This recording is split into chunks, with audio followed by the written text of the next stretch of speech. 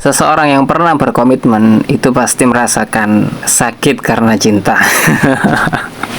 Iya.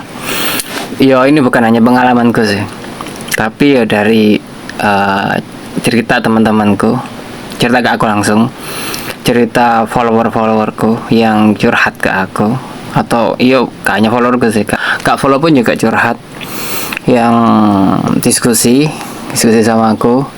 Terus dari komentar-komentar, dari DM, dari video-video yang lewat, itu rata-rata kalau aku perhatikan atau kalau kita perhatikan bersama, itu rata-rata mereka semua yang berkomitmen itu pernah merasakan luka karena cinta. Dan pertanyaannya adalah kenapa demikian? Kenapa jadi luka? Karena lainnya karena melekat itu tadi, karena ngarepnya itu tadi. Terus pertanyaan lanjutannya, apakah mungkin cinta tanpa harapan? Iya.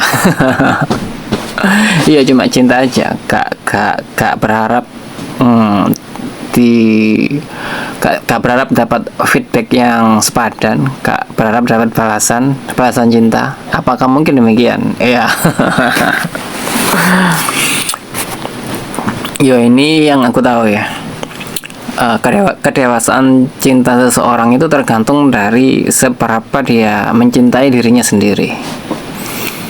Yo, kalau diibaratkan yang dari video-video yang lewat itu kan pakai bahasa tangki cinta ya, atau gelas cinta. Ketika seseorang itu gelas cintanya atau tangki cintanya isinya masih sedikit, otomatis dia akan mencari cinta untuk melengkapi atau memenuhi gelas itu, memenuhi tangki itu. Dan orang-orang yang sudah bisa memenuhi cinta atau tangki atau memenuhi gelasnya sendiri dengan mencintai dirinya, ketika gelas itu sudah penuh-penuh bahkan luber, nah tepat saat itu setelah gelas itu penuh sampai luber, nah baru seseorang itu bisa mencintai dengan tanpa syarat, baru bisa hanya mencintai aja, gak ngarep apapun, gak ngarep dicintai balik. Gak masalah kalau gak dicintai, gak dapat feedback yang sepadan, gak masalah.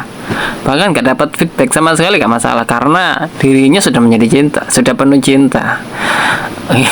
Ya mungkin itulah yang dimaksud tingkat kedewasaan cinta tertinggi. Asik. Ya, yang gelasnya belum penuh dengan cinta ya gak apa-apa, rasakan dulu, bersakit-sakit dulu.